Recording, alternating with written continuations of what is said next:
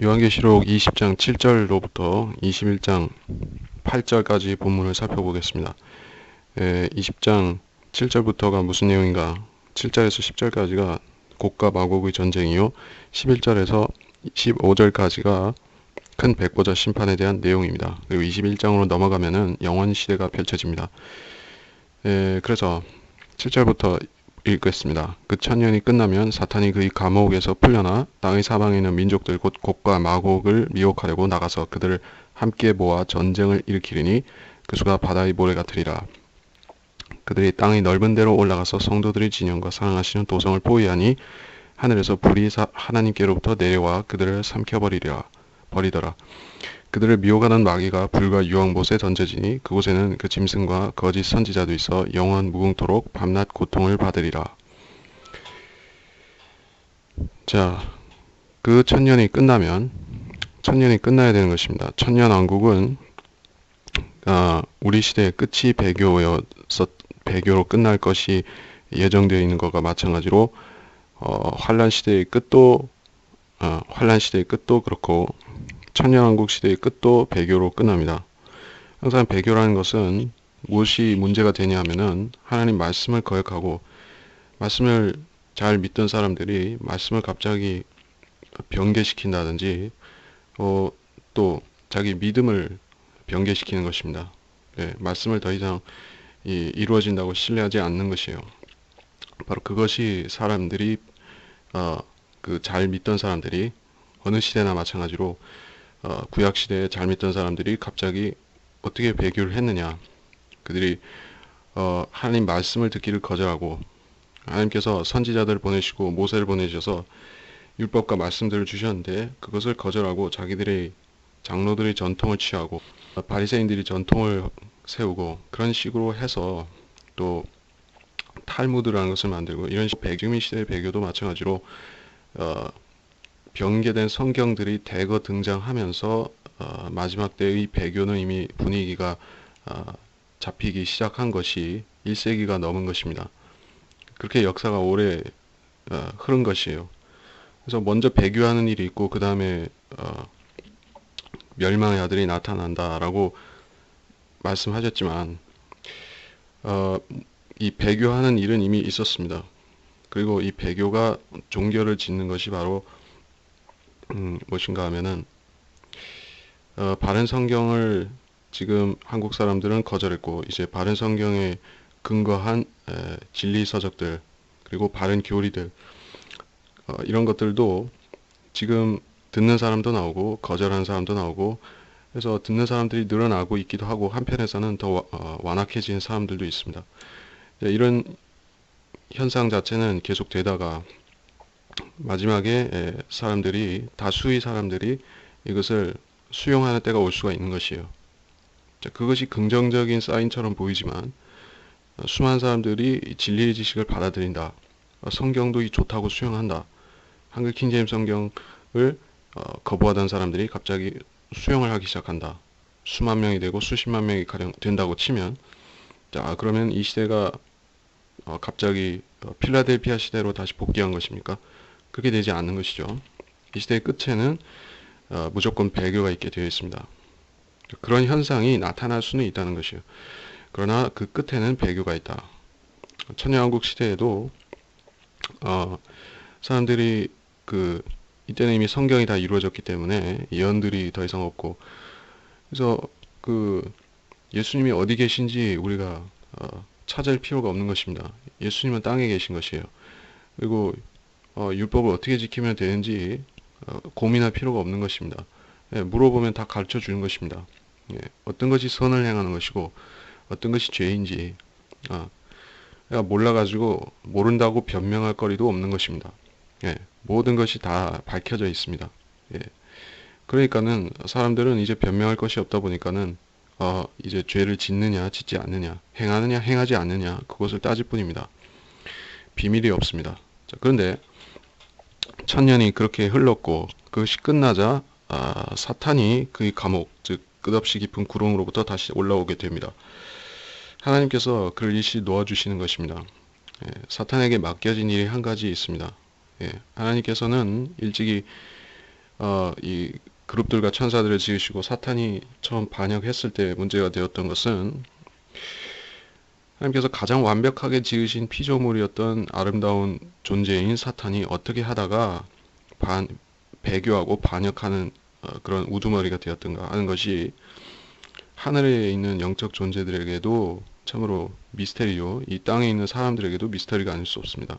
사탄은 왜 꼭 반역을 해야 했습니까?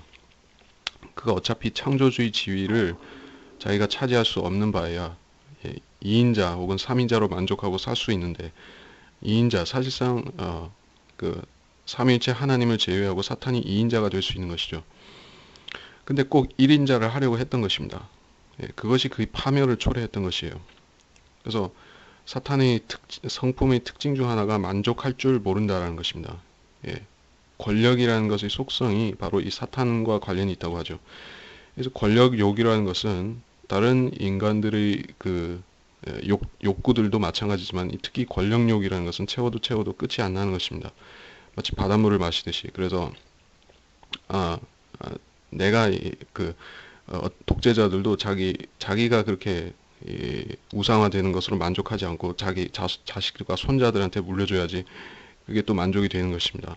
그래서 북한에서는 이 아들한테 물려주고 손자한테 물려주고 이렇게 하면서 그 사람들은 권력욕을 끝없이 만족시키려고 하는 것입니다. 그러나 만족이 없더라. 천년왕국 때 사는 사람들도 이제 무엇이 부러울 것도 없고 더 욕구 충족을 위해서 이 어떤 불법을 사용할 필요도 없습니다. 그 정직하게 행하기만 하면 먹을 것도 있고 입을 것도 있고 다 있습니다. 천년왕국 때는 이 거지들이 없는 것이에요. 홈레스들이 더 이상 없는 것입니다. 왜냐하면은 가진 사람들이 자기 옷을 벗어가지고 이 없는 사람 입혀주고 자기 먹을 걸 나눠주고 자 이게 어디에 다 나오는 것입니까? 야고보서에도 나오고 마태복음에도 산상수훈에도 다 나오는 이야기들입니다. 그것들이 문자적으로 천년왕국에서 지켜진다고 하면 그때는 좀 게으른 사람이라 할지라도 굶어 죽지 않는 것이에요. 다만 좀 부끄러움은 당하겠죠. 얻어먹고 얻어입고 다녀야 되니까. 사실은 그때도 부지런한 사람은 열심히 사는 것이죠. 그러나 가난한 사람들도 여전히 있는데 상대적으로 가난하다는 얘기입니다. 얻어입고 얻어먹고 사는 그런 말하자면 잉여 인생들 같은 사람들이 여전히 존재합니다. 이 땅에. 자, 이런저런 사람들이 섞여서 살고 있습니다. 천년왕국에. 어떤 사람은 정말 신실한 마음으로 이웃을 사랑하고 하나님을 사랑하고 이런 진심으로 이 의를 행하는 사람들이 있고 건성으로 하는 사람들이 있고 속으로 또 불만을 품은 사람들조차도 있는 것이요. 세상이 왜 이렇게 재미가 없을까? 좀 카지노도 좀 가고 경마도 하고 싶고 아니면 뭐 좀 스릴 있는 거 없을까 하는 사람들이 있는 것이요. 사실 우리가 전원 생활이라는 걸 한번 생각해 보면은 도시에 이렇게 복잡한 도시에서 복잡거리면서 살았던 사람들은 전원 생활을 꿈꾸고 있죠. 그래서 내가 이 돈을 많이 벌어서 노후에 은퇴를 하면은 저 푸른 초원 위에 집을 짓고 그림 같은 집을 짓고 그렇게 살리라 생각하고 낙향을 하는데 막상 가서 보면은 그게 그렇게 낭만적인 생활이 아니라서 다시 올라오는 사람도 있고 그렇습니다. 근데 천년왕국 때는 진짜로 저 푸른 초원 위에 그림 같은 집을 짓고 사는 것이 가능합니다. 누구나에게 하고 싶은 사람 다 할 수가 있는 것이에요. 왜냐하면 땅은 이 땅이 지금과 다른 땅이고 풍족한 것이에요. 그리고 기후가 바뀌고 해서 농사를 짓기만 하면은 누구나 이렇게 풍족하게 먹고 마실 수가 있는 것입니다. 농사 짓고 싶은 사람은 아무나 다 지을 수가 있어요. 뭐 기술이 특별히 필요하거나 농약을 쳐야 된다거나 지금은 병충해와 뭐 또 조류 독감도 있고 각종 제선충 같은 것도 있고 해서 이 농사 짓다가 망하는 사람들도 나오지만은 천년왕국 때 농사 짓다 망하는 사람은 사실 하나님께 하기만 하면은 다 축복을 받아서 농사도 잘 되는 것이에요. 또 그런 사람들 가운데 있으면 같이 복을 받는 것입니다. 근데 문제가 무엇이냐? 재미가 없는 것입니다. 재미가. 사람이 그렇게 어, 그러니까 평생 새끼 밥만 먹으면 심심하다 이것이죠. 그래서 가끔은 이게 군것질도 하고 싶고, 죄도 좀 짓고 싶고, 예전 세상에 대해서 기억이 남아있는 사람들이 계속 있겠죠. 천년왕국 이전의 세상들을 기억하는 사람들이 남아있을 것입니다. 아, 그때 저 20세기 말이나 21세기 초에는 세상이 얼마나 화려하고, 저 아이돌 그룹도 있고, 저 놀거리가 천지사방에 있었고, 술도 마시고, 참 좋은 세상이었지. 근데 왜 지금 세상에 이렇게 재미가 없을까? 아, 저 독재자가 있어가지고 그래. 독재자가 누구죠? 예수님이죠. 예수님이라는 분이 저 왕이 돼가지고 우리가 재밌게 사는 것을 막고 있어. 이런 생각을 하는 것입니다. 예, 그게 가능한 것이요. 아무리 좋은 세상을 하나님께서 마련해서 주신다고 할지라도, 그래서 천년왕국이라는 세상이 정말로 살기 좋은 세상이라 할지라도 사람들은 결국엔 그것도 짜증을 내는 것이에요. 예, 재미가 없으니까. 그래서 결국에 사탄이 올라와서 이 재미없어진 사람들을 데리고 또 재미있는 일을 한판 벌이려고 하는 것입니다. 그 재미있는 일이 바로 전쟁입니다. 예. 8절에 보면 땅의 사방에 있는 민족들 곡과 마곡을 미혹하고 나가서, 자, 이 곡과 마곡이 누구일까? 우리가 에스겔서 38장을 보게 되면 이 전쟁이 직접적으로 묘사가 되고 있습니다. 혹자는 그 에스겔서 38장과 9장을 동일한 전쟁으로 보기도 하는데 그것은 사실 다르고, 38장에서 묘사하고 있는 그 사건이 바로 곡과 마곡의 전쟁으로 보고 있습니다.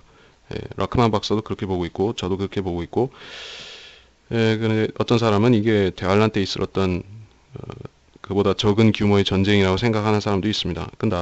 그러나 규모 면에서 보더라도 이 전쟁이 그 전쟁이 맞습니다.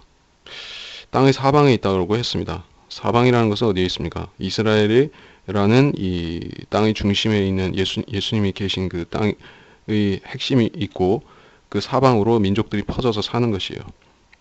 천년왕국 때의 땅은 지금하고 좀 다를 수도 있죠. 대체적으로 평지가 많으니까. 그래서 백성들이 지금은 지구 인구 70억이지만 그때는 700억일지 그 이상일지 알 수가 없습니다. 엄청나게 많은 사람들이 사는 것입니다. 그래도 땅이 남습니다. 왜냐하면은 지금은 사람이 못 사는 땅들이 많이 있습니다. 사하라 사막 같은데 못 살고, 저 고비 사막에도 못 살고, 시베리아 벌판에 땅이 아무리 넓어도 사람이 잘 못 삽니다. 왜냐하면은 농사를 못 짓기 때문에. 북극에 사람이 살 수가 없죠. 에스키모나 조금 살고, 남극에는 역시 사람이 잘 못 사는 것이요. 그리고 뭐 그런 식으로 해서 지금은 불모지가 많지만은 천년왕국 때는 거기 사람이 다 산다고 생각해 보면은 어 그 얼마나 인구가 늘어날 수 있겠습니까? 그래서 땅의 사방에 있는 민족들은 보통 숫자가 아닌 것이에요. 그래서 얼마나 많은지, 그들의 숫자가 바다의 모래같이 많다라고 했습니다. 바다의 모래처럼 많다. 얼마 정도 될까요? 대환란 끝에 이 팔레스타인 땅으로 쳐들어오는 군대의 숫자가 대략 2억 정도 되니까 그 2억보다 훨씬 많겠죠. 훨씬 많을 것입니다. 엄청난 군대를 일으켜서 쳐들어올 수가 있는가? 한번 봅시다. 근데 아까 하던 얘기를 마저 이어서 전쟁 놀이를 하려고 하는 것입니다. 사탄이 일어나니까는 먼저 사람들한테 전쟁을 선동하는 것이에요. 사실 이 전쟁이라는 것이 직접 이 전쟁을, 이 참화를 경험하는 사람들 입장에서는 보면 아주 지옥 같은 체험이 될 수가 있습니다. 전쟁에 이 쫄병으로 참여하게 되면 아주 지옥 같은 경험을 하게 되는 것이죠. 경우에 따라서는 아주 심각하게 그게 전쟁 혐오자가 될 수 있는데, 전쟁을 좋아하는 사람들이 누가 있을까요? 명령권자들은 상관이 없죠. 장군들, 장군들 그리고 이 지휘부, 수뇌부에 있는 사람들은 이 전쟁 벌여도 자기나 자기 가족이 죽거나 하는 게 아니면 상관이 없습니다. 그 사람들한테는 전쟁이 오락처럼 될 수가 있는 것이요. 특히 지금의 전쟁이라는 것은 그런 식으로 많이 변질이 되어 가고 있습니다. 그래서 전 세계 그 어느 지역이든지 미국에 있는 그 공군 기지에서 드론이라는 것을 하나 띄워가지고 폭격하고 오고 그렇게 하는데, 거기 그 컴퓨터 모니터 앞에서 이 조이스틱으로 막 조종하면서 미사일 쏘고 폭탄 떨어뜨리고 그렇게 하는 사람들이 있죠. 조종수들이 비행기에 타고 있지 않고 무인기들을 가지고 그렇게 합니다. 그 게임인지 현실인지 분간이 잘 안 갈 수가 있는 거죠. 근데 실제로 그것을 그렇게 조이스틱을 조종해 가지고 거기서 사람들이 죽어가는 것입니다. 민간인도 죽고 하니까는 그 사람들이 결국에는 미치기도 하는 것이에요. 내가 게임처럼 사람 죽이는 것을 즐겼네. 자, 이것이 이 시대의 실상입니다.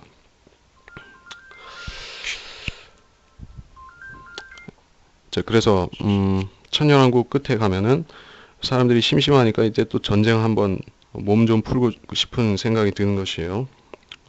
그 아이들이 남자 아이들이 제일 좋아하는 놀이가 무슨 놀이죠? 병정 놀이, 전쟁 놀이. 예. 그래서 이 전쟁 장난감 이렇게 그런 거 좋아하고, 이 총 같은 거 좋아하고 이런 본성이 어디서 들어온 것입니까? 예. 원래 이게 마귀가 그런 거 심어준 것입니다. 카인이 아벨을 쳐 죽였을 때부터 사람 안에 그런 못된 습성이 들어와 있는 것이요. 그래서 가만히 있는 사람들, 얌전히 잘 살고 있는 사람들을 괴롭혀서 죽이고 뺏고 이러고 싶은 욕구가 생겨나는 것입니다. 예. 천년왕국 때 분명히 빈부격차가 있을 거라고 제가 얘기를 했지만 그 격차라는 것이 지금처럼 뭐 심각한 것은 물론 아니겠습니다만, 잘 사는 사람은 진짜 자가용 비행기를 몇 대씩 갖고 있고 못 사는 사람은 진짜 홈레스이고 이런 정도의 빈부격차는 아니지만은 상대적으로 말하자면 천년왕국 때도 열심히 일해서 근면하게 일해서 잘 사는 사람이 있고, 예, 놀면서 대충대충 살다가 얻어먹고 사는 사람도 있고 그렇게 되는 것이에요. 그러면은 그못 사는 사람들과 잘 사는 사람들을 이간질 시키는 게 누가 하는 것입니까? 사탄이 그러게 하는 것이죠. 직접적인 반란의 동기가 무엇인지에 대해서는 우리가 추적해 보자면은 첫 번째로 제가 말했듯이 괜히 쓸데없이 예수님이 독재자라고 생각이 드는 것입니다. 세상을 재미없게 만들어 놓은 것이에요. 그리고 예수님이 무슨 자격으로 우리한테 이 1000년 동안이나 이렇게 율법적으로 살라고 이렇게 강제시키느냐. 우리는 자유롭게 살고 싶다. 예. 인간들이 요구하는 것은 그동안에 그 과거에 있었던 혁명들, 볼셰비키 혁명이라든지 러시아의 혁명이라든지 뭐 불란서의 혁명이라든지 아니면 그 외에 어떤 사건들의 그 혁명들에서 보면 항상 빵을 달라, 자유를 달라, 우리에게 빵과 자유를 달라고 요구를 하면서 시작이 되었습니다. 근데 천년왕국 때가 되면은 사실 우리에게 빵을 달라는 구호는 사실 외치지 않을 것입니다. 왜냐하면 그때는 못 사는 사람들도 배 터지게 먹는 세상이기 때문에 빵을 달라고 이렇게 혁명 일으키는 것은 아닙니다. 대신에 우리에게 자유를 달라, 우린 자유가 없다 이러면서 이렇게 폭동을 일으키는 것입니다. 왜 자유가 없다? 사실 그 말이 아주 틀린 것은 아닙니다. 천년왕국 때가 되면은 사람들이 그 암흑시대, 중세시대에 보면은 농노제도라는 것이 있었습니다. 유럽에는. 그래서 이것은 노예제도하고는 다른데 그 농노인 사람들은 계속 그 영주의 영지에서 평생 살아야 되는 것입니다. 거기를 떠나는 것도 허락을 맡아야지 되고 웬만하면 떠날 수가 없습니다. 근데 그 땅에서 사는 동안에는 결혼도 원하는 대로 하고 사유재산도 어느 정도 가질 수가 있고 그 정도의 자율권은 있는 것이에요. 그러나 마음대로 이렇게 떠날 수는 없는 것입니다. 왜냐하면은 영주가 그 땅에서 소출을 받는 것이 바로 지속적으로 받도록 이렇게 묶어 놓는 것이 바로 이 농노제도였다는 것입니다. 그래서 노예와 자유민의 거의 중간 정도의 포지션이라고 볼 수가 있는 것이 농노제도였습니다. 그 천년왕국 때 그런 농노제도 같은 것이 다시 생긴다는 뜻은 아니지만 어떻게 보면 좀 유사하다고 볼 수도 있습니다. 사람들이 과연 거주 이전의 자유가 보장이 된다. 사실 그때가 되면은 천년왕국 때가 되면은 거주 이전을 그렇게 막 할 필요가 없죠. 왜냐면은 인구가 일단 천년왕국에 들어가면은 그렇게 많지 않을 것입니다. 시작하는 시점에서는 엄청나게 많은 사람들이 대환란 때 죽었던 것이죠. 그래서 지금의 70억 정도 되는 인구가 그 천년왕국 시작할 때쯤 되면은 7억이 될지 5억이 될지 그거는 알 수가 없습니다. 근데 인구가 많이 줄은 것이에요. 그래서 그 각 민족의 사람들이 자기 땅에서 다시 정착하고 시작할 때 놀리고 있는 땅이 엄청 많은 것이요. 그래서 어디 다른 땅에 이민 갈 필요가 없습니다. 그냥 자기가 사는 땅에서 농사 짓고 살면 되는 것이요. 그러니까는 자연히 그렇게 지역 중심으로 이렇게 커뮤니티가 다시 형성이 되어 가는 것인데, 아마 제가 생각한데 무슨 지금 같은 화려한 대도시, 뉴욕, 어, 홍콩, 도쿄, 서울 이런 식으로 대도시가 다시 생기는 것은 아니라 사람들이 이게 농촌 중심으로 촌락 중심으로 이렇게 형성이 되는 것입니다. 그래서 그런 사회이다 보니까는 아까 말했듯이 재미도 없고 또 어, 이게 여행 다니면서 이렇게 즐기며 살고 뭐 이런 것도 없는 것이에요. 그냥 농사만 짓고 백날 농사만 짓고 사니까는 참 깝깝하게 생각하는 것이죠. 예, 그리고 이 질투를 하는 것이에요. 질투를. 아, 저 통치자들이 또 있는 것이죠. 어떤 사람들이 통치자인가 하면은 그리스도인들이 있고 우리는 그야말로 천사 같은 존재라서 불가침 성령이 되지만은 환란 성도들도 또 통치자인 것입니다. 환란 성도들은 사실은 겉보기에 사람과 똑같은 것이에요. 그리고 그 외에 또 유대인들이 있는 것이죠. 예, 천년왕국 시대에 특별한 복을 받아서 그 이방인들보다 더 특별히 복을 받는 유대의 민족이 있습니다. 이스라엘 사람들이 있어요. 그래서 이 사람들은 천년왕국 때의 이스라엘 사람들을 질투하고 또 환란 성도들을 질투하고 또 그리스도인들을 미워하는 것입니다. 저들 때문에 우리가 이렇게 이렇게 창살 없는 감옥에 갇혀 사는 신세다라고 한탄을 하면서 이 사탄이 와서 불만을 자극할 적에 그냥 반역을 일으키는 것입니다. 그들이 땅이 넓은 데로 올라가서 성도들이 진영과 사랑하시는 도성을 포위하니 하늘에서 불이 하나님께로부터 내려와 그들을 삼켜버리더라. 땅이 넓은 데로 올라가서 땅이 넓은 데가 어디인가?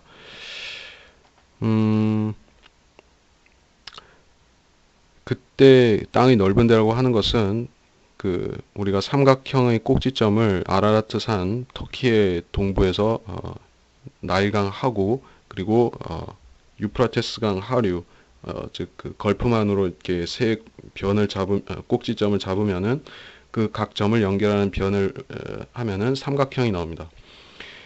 그 땅이 즉 그 이스라엘이 12지파가 받게 될 땅입니다. 무척 넓은 땅이고 이 지역이 인류 문명이 발상한 지역이고 또 땅의 중심입니다. 땅이 넓은 데로 올라간다는 것은 그들이 이스라엘로 쳐들어간다는 뜻입니다.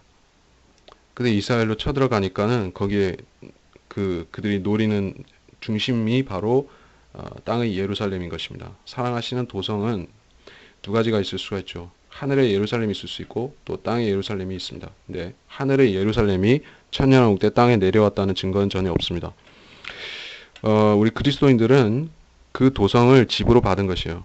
그래서 어떻든지 간에 우리는 그 도성을 오고 갈 수가 있는 것이에요. 어디에 있든지 간에 설령 새 예루살렘이 셋째 하늘에 있다 할지라도 우리는 자연스럽게 오고 갈 수가 있는 것이요. 왜냐하면은 그리스도인은 예수 그리스도의 몸을 가졌기 때문에 그렇습니다. 그래서 그 천년왕국 때 새 예루살렘이 땅에 꼭 내려와 있어야 될 필요가 전혀 없습니다. 네, 그때는 그렇습니다. 그래서 이 사랑하시는 도성이라 함은 땅의 예루살렘을 말하는 것이고 천년왕국 때의 그 도성인데 그것을 포위하고 그것을 멸하려고 하는 것입니다. 거기에 누가 사냐면은 환란 성도들이 살고 또 일반 유대인들도 있습니다. 그래서 그들을 죽이려고 한다. 그러자 하늘에서 불이 내려온다라고 했습니다. 이 불이 어떤 불일까? 무슨 핵폭탄이 터지는 그러한 불 같은 것을 말하는 것일까? 어떤 성질의 불인지 우리가 베드로 후서 같은 경우에 보면은 참고할 수 있는 게 있습니다. 베드로 후서 3장 10절에서 어찌 말씀하셨는가 하면은 그러나 주의 날이 밤에 도둑같이 오리니 그 날에는 하늘들이 굉장한 소리를 내며 사라지고 우주의 구성 요소들이 맹렬한 불로 녹아내리며 땅과 그 안에 있는 일들이 타버릴 것이라. 타버리고 또 녹아버리고 그렇게 합니다. 이거는 그냥 불이 아닙니다. 일반적인 불은 우주의 구성 요소들, 즉 원자니, 양성자니, 전자니, 또 그거보다 작은 소립자들이 더 있죠. 나노가 있고 쿼크가 있고 뭐 그렇다고 합니다만, 자, 이런 이 우주에는 구성 요소들이 있습니다. 예, 구성 요소들을 녹여버릴 수 있다. 이거 어지간한 불이 아닌 것입니다. 보통 불이 아니에요. 예, 불이라는 것은 그, 그 원자를 분해시켜 버릴 수는 없는 거예요. 그러니까 이거는 즉 수소폭탄 같은 성격이 있습니다. 예, 그거는 이 수소폭탄이 터지는 정도의 효과를 우리가 볼 수가 있습니다. 수소폭탄은 바로 이 물 분자에 속해 있는 그 수소 성분을 사용하고 있죠. 그래서 일반적인 원자폭탄보다 이 수소폭탄이 위력이 더 막강한 것이 그 수소를 사용하기 때문에, 수소 성분을 사용하기 때문에 그렇습니다. 그래서 이 우주에 물이 무척 풍성하게 있다는 사실은 우리가 성경을 통해서 알고 있는데, 그것이 둘째 하늘, 셋째 하늘 사이에 있는 큰 물이라는 것입니다. 자, 그 물이 왜 간직되어 있으며 천년왕국 때도 없어지지 않고 계속 간직되어 있을까 하는 것을 우리가 한번 생각해 보면, 아마도 그 물이 어떤 성분 변이를 일으켜서 수소폭탄의 구실을 하게 되면은 그 엄청난 물이 일시에 폭발하면서 이 우주를 태워버릴 수가 있는 것입니다. 그러한 충분한 위력이 되는 것이에요. 그 엄청난 물층이 일시에 수소폭탄이 된다면은 이 우주가 타버리는 것입니다. 하나님께서 세상을 그렇게 끝내신다는 것입니다.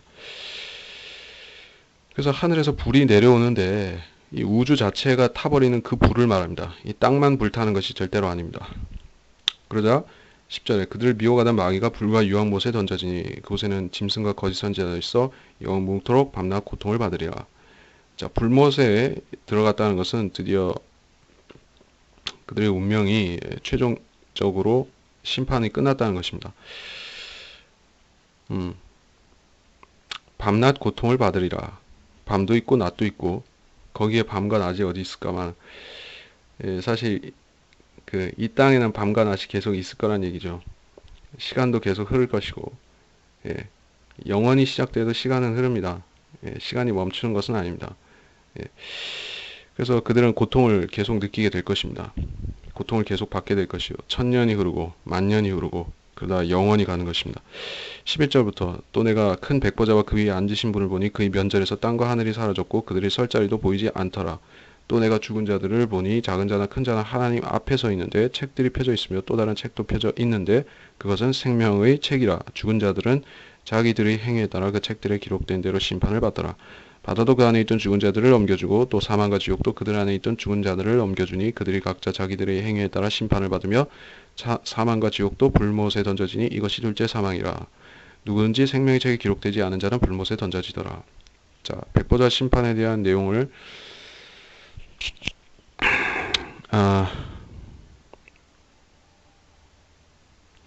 우리가 성경의 다른 책과 비교해서 보면은 다니엘서 7장 9절 10절에 동일한 내용이 나오며 그 구절을 지금 보지는 않겠습니다. 그냥 여러분이 찾아보시면은 이게 백보자 심판이고 다니엘서에도 있다는 걸 우리가 알 수가 있습니다. 이 심판이 누구한테 적용되며 왜 중요한 것인가? 이 심판은 성도에게도 중요하고 믿지 않은 불신자들에게도 중요한 의미가 있습니다. 하나님께서는 어떤 사람을 지옥에 보내시는데 그들에게 그 최종적인 항소의 기회를 한 번은 주시게 되어 있는 것이에요. 사람들은 내가 왜 예수 믿지 않고 지옥에 간 것이 내 탓이 아니다라고 지옥에서 수많은 사람들이 얘기를 할 것입니다. 나는 죄 별로 짓지 않은데도 억울하게 지옥에 갔다. 그러면 하나님께서 한 번은 그 사람들 앞에 너희 죄가 왜 지옥에 갈 만한 것인지를 보여주셔야 되고 설명하시는 그런 공청회 같은 걸 해야 되는 것입니다. 법정 최후 진술을 한번 들어보자는 것이에요. 사실 최후 진술이라는 것을 이 세상 법정에서는 사람들이 주로 자기가 억울하다 유죄 선고를 받은 사람들이 실제로 죄를 지은 사람들도 한번 변명하는 기회를 쓸 수가 있습니다만은 이 백보자 심판에서는 실로 변론의 기회가 주어진다 할지라도 감히 간이 크게 나서서 내가 죄가 없는데 하나님이 억울하게 나를 불못에 보내려고 하니까 나는 지옥에 못 가겠다. 나는 불못으로 들어갈 수 없다. 이렇게 말할 수 있느냐? 그렇게 못할 것입니다. 왜냐하면은 증거가 완벽한 이상에는 예, 그냥 항복하는 것입니다.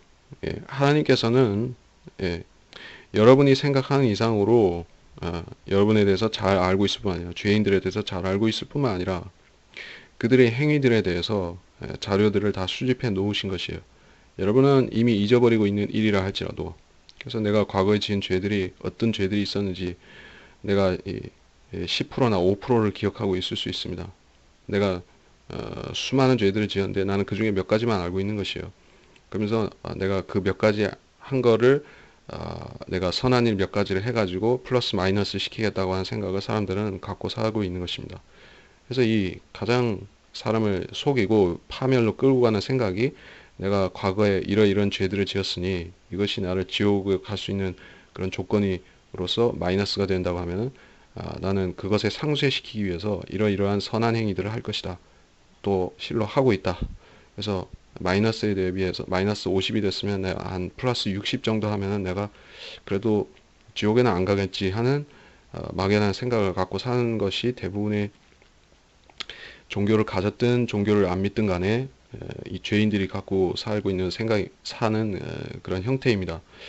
그리스도인들도 그리스도인들은 이런 생각을 아예 할 수가 없죠. 왜냐하면은 참 거듭난 그리스도인들 같은 경우에는 어, 내 죄를 그렇게 몇 가지로 이렇게 생각하지 않는 것이요. 내가 몇 가지 정도 잘못한 게 있는데 그것만 이렇게 내가 대충 캄플라즈 하면은 대충 가려 놓으면은 내가 어떻게 할 수가 있다. 이런 비비고 나갈 수가 있다는 생각을 안 하는 것이요. 몇 가지가 아니죠. 몇십 가지도 아니고 몇만 가지도 아니고 훨씬 더 많은 것입니다. 사실 우리가 머리를 쥐어짜도 우리가 무슨 죄를 지었는지 다 알 수가 없습니다. 예. 이 지식의 영역으로 죄 문제를 해결하려고 하면 사람이 미치는 것이에요. 내가 무슨 죄를 지었는데 기억이 안 나면 어떻게 할 것입니까? 내가 아무리 기억해도 내가 지은 죄가 생각이 안 나요. 내가 한 수십 년 전에, 한 10년 전에 내가 무슨 죄를 지은 것 같은데 나 기억이 안 나네. 이거 어떻게 용서받을 수 있지? 여러분, 사람은 그런 존재인 것입니다. 내가 잘못한 게 있어도 또 까먹고 사는 것이 사람이에요. 그러니까 내가 무슨 죄를 하나하나 예수님 용서해 주세요 한다고 해서 그게 하나하나 이렇게 돼가지고 내가 죄가 없어진다고 생각하면은 오산인 것입니다. 예수님은 이 십자가에서 모든 죄를 한 번에 제거하셨습니다. 그래서 그 예수님께 내 죄를 다 제거된 것을 내가 믿습니다 하면은 예수님이 그렇게 인정해 주시고 내 죄가 실제로 제거가 되는 것입니다. 그 영적 할례가 되고 내가 구원을 받는 것이에요. 그것을 우리가 믿어야 되지, 죄를 조금 덜 짓고, 더 짓고, 이것도 상관이 없고, 죄를 지었는데, 그걸 몇 퍼센트가 내가 나한테 지금 영향을 줄까, 이런 생각도 아니고, 제거되었으면은 그건 일단 100%인 것입니다. 예, 내가 무슨 행위를 하고 안 하고 상관이 없는 것이에요. 이것을 믿었으면은 우리가 이건 구원받은 사람 편에 속한 것입니다. 근데 그렇게 안 한 사람들 같은 경우에는 얼마나 그 할 말이 많겠습니까? 군소리가 많은 것이에요. 아유, 내가 지옥 간 거는 내가 이 간음죄를 지었기 때문에 내 지옥에 있는가 보다. 그리고 계속 지옥에 있으면 어떻게 되는 것이요. 그리고 어떤 사람은 내가 살인죄를 지었으니까 내 지옥에 왔다라고 그렇게 하고 있을 수 있는 것이죠. 근데 그 사람들이 백보자 심판에 딱 올라와서 들어보니까는 그 사람들은 자기 양심을 거슬리고 하나님 말씀을 안 들었던 것입니다. 하나님 말씀이 무엇이냐면은 어 그러니까 한마디로 이 시대의 사람들은 예수 그리스도를 안 믿어서 모두 지옥에 간 것입니다. 그리고 구약 시대 사람들은 하나님께서 그 시대에 알려주신 구원의 방법이 있죠. 너에게는 방주를 지어라. 아브라함에게는 약속의 땅으로 가라. 그리고 이스라엘 사람들에게는 율법을 지켜라. 이방인들에게는 너희 양심에 있는 하나님 음성을 들으라. 그렇게 했는데 그렇게 안 해서 지옥에 간 것입니다. 하나님께서 각 사람들에게, 각 시대의 사람들에게 너는 왜 지옥에 갔는지 알려주실 것이란 말입니다. 그럼 지금 우리가 이 문제에 대해서 스스로 고민하고 있을 필요도 없죠, 사실. 하나님께서 설명해 주시면은 그때 사람들이 100% 납득하게 될 것입니다. 우리가 설명한다 할지라도 100%는 할 수가 없어요. 예수를 믿을 수가 없는 사람들이 왜 지옥에 갔을까요? 사람들이 의문을 제기하곤 하는 것입니다. 조선시대에 있는 사람들, 복음을 아마도 못 들었을 게 분명한 그런 우리의 옛 조상들은 어떻게 되는 것입니까? 하면은 우리가 짐작은 할 수 있지만은 아마도 그들은 복음을 그러니까 그들이 만일 이 양심에 따라서 하나님을 구했다고 하면은 하나님께서 복음 들을 기회를 주시지 않았을까요? 그 정도의 얘기는 할 수 있지만은 100% 얘기할 수 없죠. 근데 이 100% 심판에서 하나님께서 그러한 지금 사람들이 궁금해하는 모든 것을 다 해명을 해주신 것이에요. 자, 그러면은 이제는 더 이상 변명할 사람도 없고 불만을 가질 사람도 없습니다. 자기 운명에 자기가 지옥에 간다면은 불못에 간다면은 그 운명에 따라야 되는 것이에요. 하나님께서는 수억만 사람들이 하는 그런 변론들을 다 들으실 준비가 된 것입니다. 다만 그들은 할 말이 없을 것입니다. 그 시점에 가면 하나님께서 내미시는 엄청난 이 증거들 앞에 입을 다물게 될 것입니다. 예. 그래서 백보자와 그의 앉으신 분을 보니 면전에서 땅과 하늘이 사라졌고, 자, 이제 우주 자체가 땅과 함께 우주 자체가 사라진 일시 소멸된 상태에 있습니다. 예, 이런 진공 상태 같은 것이 있습니다. 아무것도 없어요. 그리고 하나님과 또 성도들과 악인들과 마귀들과 이런 창조물들을 제외하고 피조물들만 있는 것입니다. 우리가 성경의 이 표현들 가운데서 창조물과 피조물을 우리가 좀 구분해야 될 것입니다. 창조물들이라 하는 것은 해와 달과 별과 또 땅과 이런 그 비생물, 그 생명이 없는 그러한 창조물들을 생명이 없는 지어진 것들을 그 창조물들이라고 일반적으로 부르고, 피조물들이라고 하는 것은 창조물들 가운데서 그러니까 이 창조물이라는 것은 생물, 무생물을 구분하지 않고 모든 그런 하나님께서 지으신 존재를 다 말하고, 피조물이라 하면 특별히 생명을 가진 존재들, 이 땅에 사는 존재들을 짐승이나 사람이나 이런 존재를 피조물이라고 하는 것이죠. 그래서 이 피조물들만 있는 것이에요. 피조물들 가운데서도 짐승이나 개나 고양이나 소나 말이나 이런 거는 여기 설 필요가 없겠죠. 죄 때문에 죄 문제를 해결해야 했던 사람들, 그리고 죄를 짓고 마귀를 따랐던 그 마귀의 천사들, 이런 자들이 있는 것입니다. 작은 자나 큰 자나 하나님 앞에 서 있는데, 성경에서 이 표현이 자주 나오죠. 작은 자나 큰 자나. 이게 무슨 말일까요? 키가 작거나 키가 크거나 그 얘기하는 것일까? 뭐 그것도 기본적으로 가능하지만은 우리가 창세기 6장에서 보지만 거인들도 있습니다. 예, 거인들도 있었어요. 그리고 천사들 가운데서는 키가 굉장히 큰 천사도 있습니다. 계시록이라 봤지만은 엄청 큰 천사가 있죠. 하늘과 구름과 이 구름이 머리에 닿을 정도로 그렇게 이 땅을 딛고 서니까 되는 천사가 나왔죠. 예, 그리고 거인들이 있었고, 그래서 작은 자나 큰 자나 일반적인 사람이나 아니면은 거인 같은 존재나 또 마귀들도 사실 일반적으로 덩치가 클 것 같습니다. 사탄도 덩치가 얼마나 큽니까? 예, 나중에는 이게 이 끝없이 깊은 구렁에 들어갈 정도로 줄어들기는 하지만 그것만 그 정도라고 해도 엄청나죠. 그래서 작은 자나 큰 자나 엄청나게 덩치가 큰 사탄이나 또 사탄의 부하들이나 천사들이나 범죄한 천사들이나 거인들이나 보통 사람들이나 예, 다 있는 것이요. 그리고 다 서 있는데 책들이 펴져 있으며, 이 책들은 행위에 대한 책들입니다. 그래서 이 책들에는 행위들을 기록하고 있다. 그리고 다른 책, 이 한 권의 책이란 것은 생명의 책인데 여기에는 어떤 행위가 기록되어 있는 것이 아니라 사람들의 구원받은 사람들의 이름이 기록되어 있기 때문에 특별한 책입니다. 그래서 이 생명의 책이라는 것은 한 권인데 이것을 성경과 동일시한다 해도 틀린 말은 아닙니다. 성경 66권 이 책은 뭐 예언의 책이기도 하고, 또 이 예언이라는 것은 기본적으로 각 사람에 대한 예언이기도 합니다. 그리고 이 성경에는 수많은 사람들의 이름이 등장하고 있습니다. 예, 구원받은 사람들의 이름도 나오고 받지 못한 사람들의 이름도 물론 나옵니다. 그래서 이 이 책 자체가 이름들을 담고 있기 때문에 생명의 책이라고 말할 수가 있습니다. 음. 그래서 우리가 구원을 받았으면은 생명의 책에 우리의 이름이 기록된 것인데, 그것은 달리 말해서 성경 속에 우리가 있다는 것입니다. 이 성경 속에 우리가 들어갔다는 것이요. 우리는 사도 바울을 만난 적도 없고 베드로도 모르고 예수님이 계셨을 당시에 우리는 있지도 않았지만, 우리의 이름이 이 책 안에 들어가 있습니다. 우리가 그거를 지식으로 알 수는 없지만은 영적으로는 그렇게 알 수가 있습니다. 그래서 우리 이름은 생명의 책에 있다. 만약 우리 이름이 생명의 책에 없다고 하면은 우리는 성경과 상관도 없고 하나님과 상관도 없게 됩니다.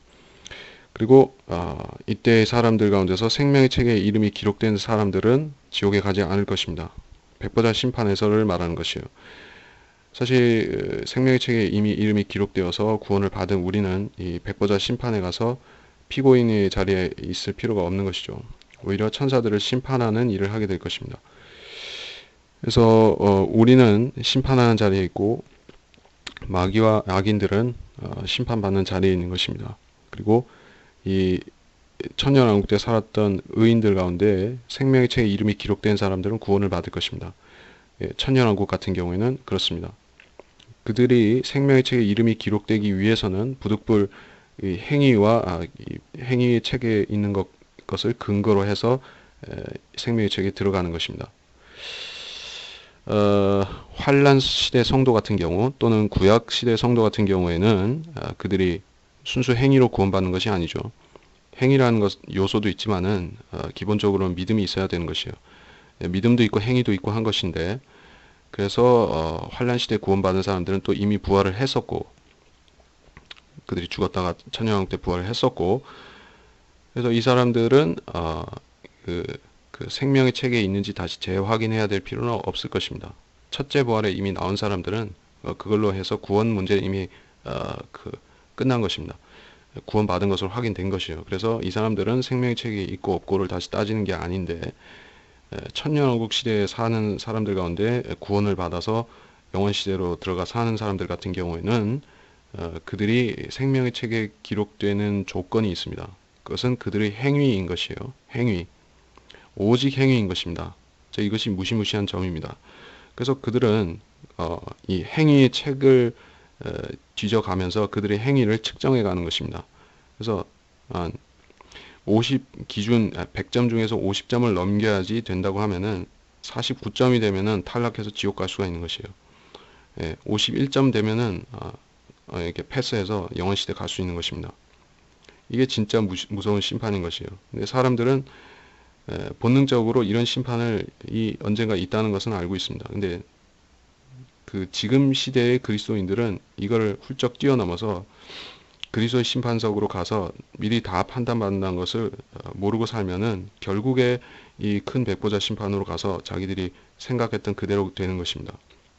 하나님께서 점수를 매기시는 것이요, 채점을 하시는 것입니다. 천년왕국 때 살았던 사람들, 이 천년이라는 기간은 하나의 이 시험 치는 기간인 것이요, 시험과 같은 것입니다. 그래서 잘 살았으면은, 하나님께서 시키신 대로 잘 살았으면은 99점 해서 이게 갈 수도 있고, 아니면은 빵점 해서 지옥에 갈 수도 있는 것입니다. 기본적으로 천년왕국 끝에 반역을 일으킨 사람들은 빵점 드릴 것입니다. 그 사람들이 무슨 일을 했든지 하고 그 전에 하고 살았든지 간에 마지막에 사탄한테 가담했으면은 그들은 빵점인 것이에요. 그래서 이 행위록을 근거로 해서 그들은 지옥에 확실히 가는 것입니다. 그리고 곡감마국의 반란에 참여하지 않았던 사람들, 그리고 천년왕국 때 선하게 살았던 사람들은 모두 구원을 받아서 하나님께서 합격하시는 것입니다. 그러면 그들은 영원시대로 간다. 자, 사람들은 이러한 심판에 대해서 우스꽝스러운 생각을 하기도 하는 것입니다. 이것을 그리스도인에게 적용하는 것이 바로 우스꽝스러운 생각입니다. 그들은 이 그리스도인이 구원받는 것이 우리가 지금 예수님 영접해서 구원받는 것과 또 이 백보자 심판 때 이 행위 가지고 판단받는 것과를 조화를 시키려고 하는 것이요, 아주 무식한 발상인 것입니다. 우리가 이미 구원을 받아서 하나님 자녀가 되었으면 그걸로 끝난 것인데 무슨 행위로 또 채점을 한다는 것이요. 그래서 행위가 미달되면 또 지옥 가야 되고 그런 것입니까? 그렇게 생각하면 아주 무식한 발상이죠. 아주 무식하고 저급한 발상이 아닐 수 없는데, 그런 생각을 사람들이 실제로 하고 있는 것입니다.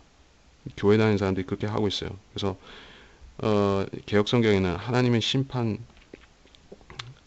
심판대라고 그리스도의 심판석을 바꿔놓은 것이요. 그리스도의 심판석을 백보자 심판으로 동일시해 놓은 것입니다.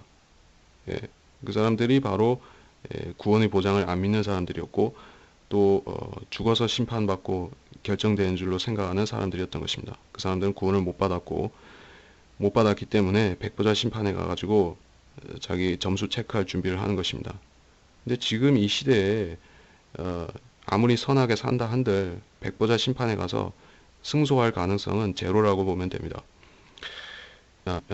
예수 그리스도의 이름으로 구원받지 않고 자기 선한 행위로 마치 천년왕국 때 사람들이 그렇게 사는 것과 마찬가지로 선한 행위를 가지고 어떻게 해보려고 한다면은 100% 지는 것입니다. 100% 안 되는 것이요. 천년왕국 때 사람들은 마귀가 개입하지 않는데도 불구하고 반역해서 끝에 그 지경이 되는데 지금 이 시대는 그나마 마귀가 자유로이 활동하고 있고 사람들을 끌어들여서 죄를 짓는 것입니다. 마귀가 자유자재로 있는 상황에서 지금 자기가 점수를 잘 따보겠다고 하는 것은 미친 짓인 것입니다. 지금 예수님을 믿어야 되는 것이지 행위 가지고 어떻게 하려고 하는 것은 100% 패망인 것입니다. 그러니까 그 사람들은 백보자 심판으로 그렇게 하는 사람들 어쨌든 백보자 심판으로 가서 판단을 받겠죠. 그러면 그때서야 자기들이 실수했다는 걸 알고 내가 왜 이 쉬운 구원을 안 받고 무식한 짓을 했었던가 내가 행위를 어떻게 해보려고 아주 미친 짓을 했었구나 하고 그때 후회하다가 지옥을 불못으로 다시 가게 되는 것입니다. 그래서 생명의 책에 기록되지 않은 자는 불못에 던져지고 또 사망과 지옥도 불못에 던져지는데 앞서 우리가 보았지만은 사망이라는 것은 계시록 1장 18절에 같은 게 보면은 지옥과 사망의 열쇠들을 가졌노라 라는 말씀이 나오기 때문에 이것은 분명히 지옥은 땅 밑에 불타는 지옥이요 사망은 땅 밑에 있는 낙원이다 하는 것을 알 수가 있습니다. 사실 낙원이라는 장소 자체도 임시적인 그 천년왕국 시대까지 낙원이 존속하는 이유는 임시적으로 있어야 되는데 아직 판단이 완결되지 않았기 때문에 어떤 사람들은 거기서 미정 상태로 있기 때문에 존재하는 것입니다. 천년왕국 시대 사람들은 죽어서 낙원으로 간단 말이죠.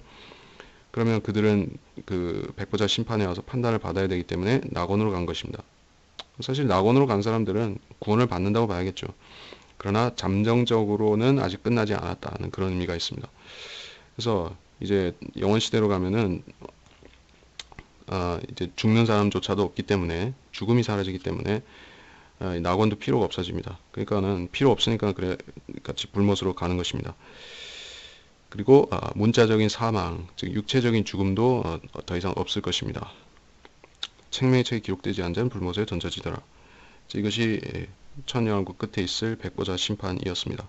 21장으로 넘어가도록 하겠습니다. 또 내가 새 하늘과 새 땅을 보니 처음 하늘과 처음 땅은 사라지고 바다도 더 이상 있지 아니하더라. 나 요한은 거룩한 도성 새 예루살렘이 하나님께로부터 하늘에서 내려오는 것을 보았는데 마치 신부가 자기 남편을 위하여 단장한 것 같이 예비되었더라. 또 내가 들으니 하늘에서 큰 음성이 나서 말하기를 보라 하나님의 성막이 사람들과 함께 있어 그분께서 그들과 함께 거하시리니 그들은 그분의 백성이 되고 하나님께서는 친히 그들과 함께 계셔서 그들이 하나님이 되시리라. 하나님께서 그들의 눈에서 모든 눈물을 닦아내시며 다시는 사망이나 슬픔이나 울부짖음이 없고 고통 또한 없으리니 이는 이전 것들은 다 사라져 버렸음이라고 하더라. 새 하늘과 새 땅. 우리가 성경에서 가장 뭐라고 해야 되나 이 시대를 뛰어넘은 주제가 바로 이 새 하늘과 새 땅인 것이죠. 전혀 새롭습니다. 경험한 적이 없습니다. 우리는 이 시대에 대해서 잘 알지 못한다는 것을 고백할 수밖에 없습니다. 우리는 이런 시대를 우리나 우리의 조상들이나 살아본 적이 없습니다. 우리가 살았던 것은 아담으로부터 시작되는 이 사탄으로 인해서 마귀들로 인해서 죄로 침해된 그러한 세상이었던 것입니다. 지금의 세상은 더더욱이 망가져 있고 어둡고 망가져 있고 또 죄로 가득 차 있는 것입니다. 천년 왕국조차도 온전하지 않았었습니다. 거의 99% 완벽해도 온전하지 않았습니다. 근데 이제 완전한 시대가 오는 것입니다. 어떻게 완전한 시대인가? 천년왕국과 다른 점을 우선 살펴보면은 천년왕국과 다른 점이 무엇인가? 새 예루살렘입니다. 가장 먼저 등장하는 것이 새 예루살렘인 것이에요. 성경은 새 하늘이나 새 땅에 대해서 장황한 설명을 하진 않습니다. 장황한 설명을 하지 않아요. 새 하늘과 새 땅이 규모 면에서 이 새 예루살렘보다 몇 억만 배 더 클 수가 있죠. 새 예루살렘이라는 이 도성은 그렇게 큰 도성이 아닙니다. 달보다도 적은 도성입니다. 달보다도 작아요. 그리고 이 지구와 비교해 보면 훨씬 작죠.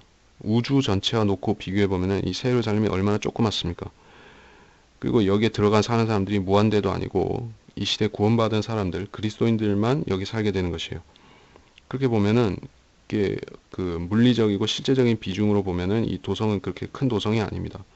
근데 새 하늘과 새 땅에 대해서 설명하는 이 새 하늘과 새 땅에 대해서 제시하는 구절이라는 것은 21장 1절 그리고 그 뒤에 가면은 별로 없습니다.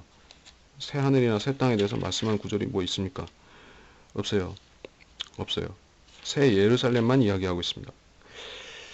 이러다 보니까는 사람들이 개념을 좀 혼동하는 부분이 영원 시대라는 것을 새 예루살렘만 있는 것으로 생각하는 수가 있습니다. 그래서 새 하늘과 새 땅이 곧 새 예루살렘이 아니냐라고 생각하기까지 하는 것이에요. 워낙에 이 새 하늘 새 땅에 대해서 설명이 부재하니까 왜 이렇게 설명이 없어? 이렇게 생각할 수 있는 것이죠. 성경은 강조하고 싶은 것을 강조하고 그 강조하는 내용이 사람들이 생각하는 비중하고 틀릴 수가 있습니다. 그래서 이 영원 시대가 되면 수억만의 사람들이 새하늘과 새 땅에 펼쳐져서 살게 될 것입니다. 예, 수많은 행성들의 사람들이 살 것이에요. 지구에도 살고 화성에도 살고 또 목성에도 살고 달에도 살고 수성에도 살고 금성에도 살고 또 저 안드로메다나 은하계에도 살고 이 별자리들에도 올라가서 살고 은하계에 퍼져서 살고 이렇게 되는데 그러면은 뭐가 중요하고 안 중요하고 개념적으로 말해서 무엇이 중요한 것입니까? 이게 물리적인 비중으로 따지자면은 이 새 하늘이 엄청나고 새 땅은 사실 이 그 처음 시작되는 그 새 땅은 지구를 말하고 그 뒤에는 새 땅이 더 늘어나겠죠. 자, 이런 개념들을 우리가 구분해야 된다. 새 예루살렘이 가장 중요하다는 것입니다. 누가 여기 계시기 때문에 중요한가 하는 것을 보자는 것입니다. 바다도 더 이상 있지 아니하더라. 1절에 바다. 이게 지구상의 바다를 말하는 것일까요? 아니면은 성경에서 더 큰 바다라고 하는 그 깊음을 말하는 것일까요? 우주적인 깊음을 말하는 것인가? 앞서